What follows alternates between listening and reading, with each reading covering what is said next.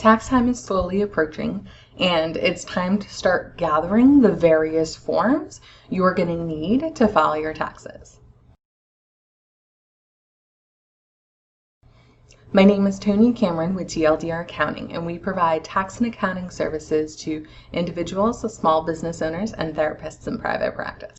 So we get asked, what do we need to provide for you to do our taxes? So we have a list of common forms that we tend to receive, and then where to kind of find them, because sometimes we'll ask for something and someone will be like, well, where do I look?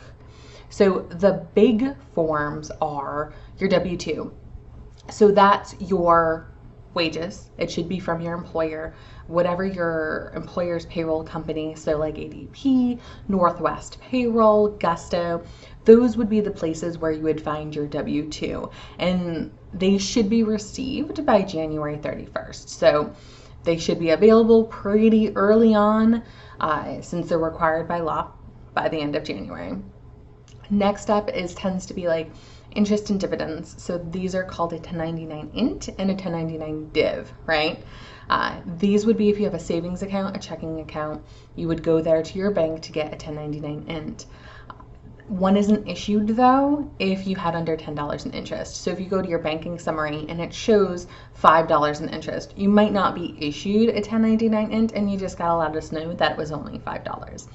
Now, for a 1099 div, that's more with a brokerage account or an investment account. So you have a money market fund, or you're investing in some mutual funds or some index funds, you'll receive a 1099 package, and that package is going to include the 1099 int, the 1099 div, and then the 1099B, which is for capital gains and losses. So a lot of times it comes in one package, and we'll request each of them separately because we're not sure if your investment account or your brokerage that you're working through is going to issue them separately or in one package.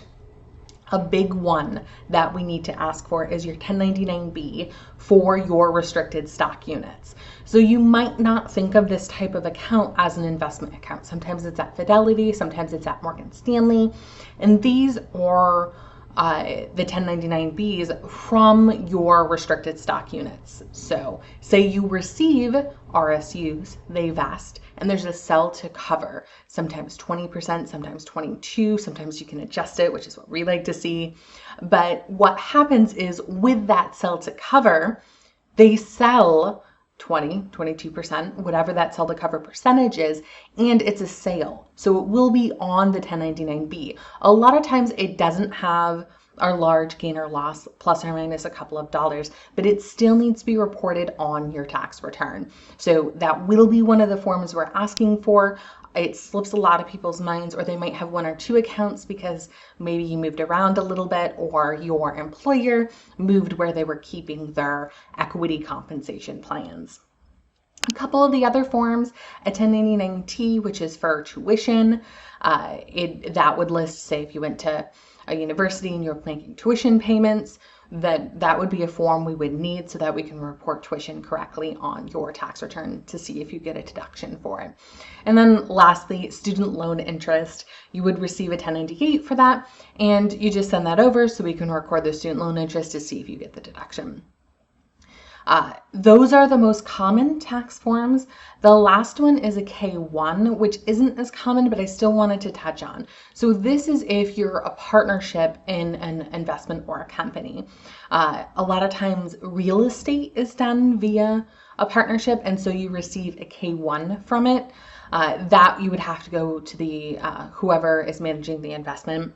So if you have a real estate investment in Seattle and it's just a real estate fund, you should get a K-1 from that, and we'll request that from you if it's something that you have going on. K-1s can also be if you have a family company and you receive a K-1 for that. They're not as often, but it's still one of the things that, just in case any of those are like, oh yeah, no, I totally have that, those would be the areas that you would look for. Hopefully you found this helpful and you have a little bit of a better idea of where to find these forms when we request them for your taxes.